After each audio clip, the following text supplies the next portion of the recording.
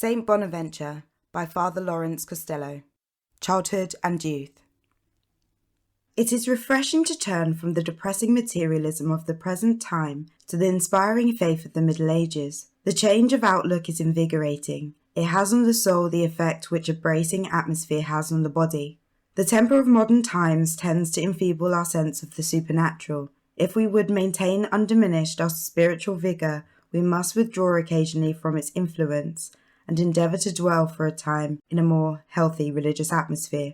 This is why I would take my readers back to the 13th century, a period glowing with the faith and fever of the great spiritual revival effected by St. Francis and St. Dominic. I do not intend to treat of that epoch and its characteristics generally. A field so wide could be but very imperfectly surveyed in these pages. I think we shall receive a clearer and more forcible impression of it if we study it as exemplified in the life of one of those great saints who personified its spirit in themselves. Of course we should find this in all its fullness in St. Francis, but there are so many works treating of the Seraphic Patriarch that only the discovery of some entirely new aspects of his marvellous life would fully justify another. I do not pretend to this, but I consider that we shall achieve our purpose by studying the life of one of Francis's most remarkable sons, viz., the Seraphic Doctor, St. Bonaventure.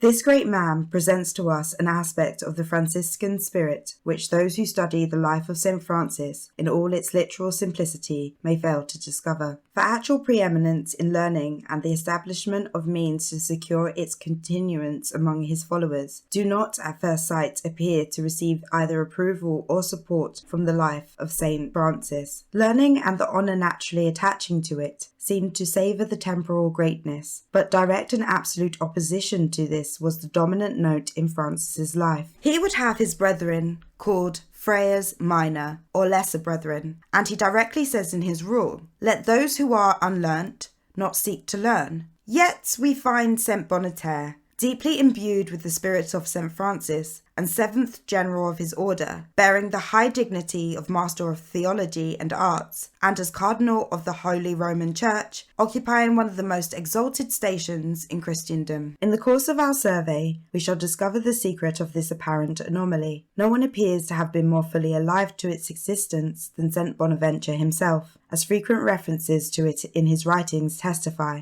It is from these references and the explanations they contain that we receive the truest insight into the development of the spirit of learning in the Franciscan order. St. Bonaventure was born in the year 1221 at Balneum Regis, the modern Bognaria, in the vicinity of Viterbo. His parents were John and Rotella Fidanza. Their station in life is a matter of conjecture. One historian asserts that John Fidanza was descended from the noble house of Fidanza of Castello and was a master of medicine. We are in no way concerned to prove the nobility of Bonaventure's ancestors. His personal eminence in learning and holiness, with which alone we are concerned, was not the inheritance of rank or station. It may have been otherwise with those instincts of piety and virtue that developed in his soul even as a child. To the fostering care of a devout mother, the presence of these may justly be attributed. Experience teaches us that the mother's influence, if it be good and well and prudently directed, is paramount in the life of the child for all time, determining it for good according to the degree of its own excellence. Of the early years of our saint, only one striking episode is preserved to us, which is thus recorded by himself in his introduction to the life of St. Francis.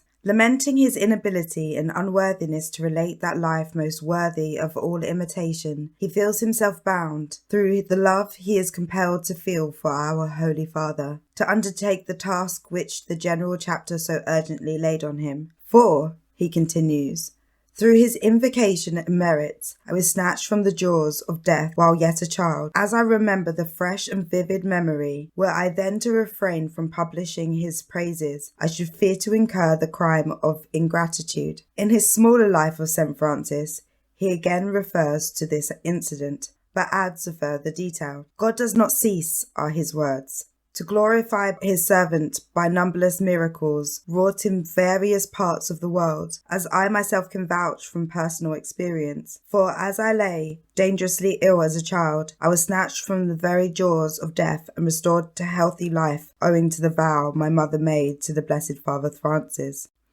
Around this incident, thus simply recorded, the legend has grown that our saint owes his name to a prophecy uttered by St. Francis on the occasion of his cure. We are told that the sick child was presented to Francis by the anxious mother, who with tears besought his intercession. The saint took the child in his arms and, raising his eyes to heaven, prayed earnestly for its restoration. Assured that his petition was granted, he restored it to its mother and regarded it with prophetic gaze, exclaimed, "O Bonaventure!" Oh, good luck. We cannot vouch for the authenticity of this narrative, but it has the support of a fairly reliable tradition. One thing is certain, that prior to the name of our saint, the name Bonaventure was in existence. From his father he appears to have received the name of John, and in many MSS he is frequently referred to under that name. He has also been referred to as Eustachius, Jacobus, Eutychius. This must be attributed partly to errors in transcription and partly to the saint's intercourse with Greek theologians who adapted the Greek form of his name.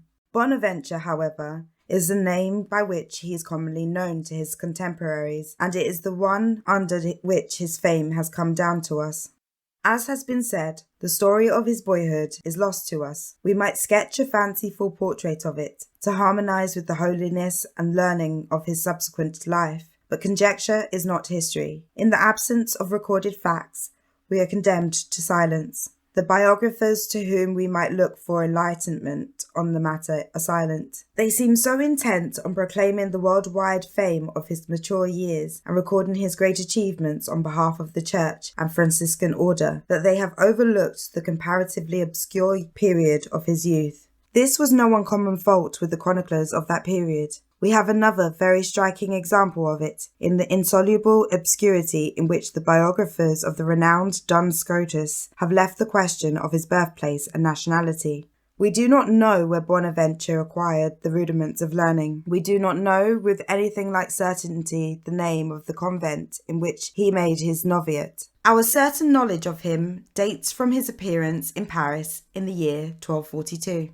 Certain of our saint's words, however, lift the veil, though somewhat slightly, from the shadows that obscure his early years. Writing in after years against a detractor of the rule he professed, Bonaventure thus gave expression to the trend of his earlier thoughts. "Do not take offence," he wrote, "that in the beginning the brethren were simple and unlettered. This ought rather to raise the order in your esteem. For my part, I acknowledge as before God that what chiefly drew me to love the life work of Blessed Francis was that it bore so close a resemblance to the beginning and growth of the Church. As the Church began with simple fishermen and afterwards numbered renowned and skilled doctors, so too did it happen in the order of the Blessed Francis. In this way, God makes it evident that the institute was founded not by the prudence of men, but by Christ.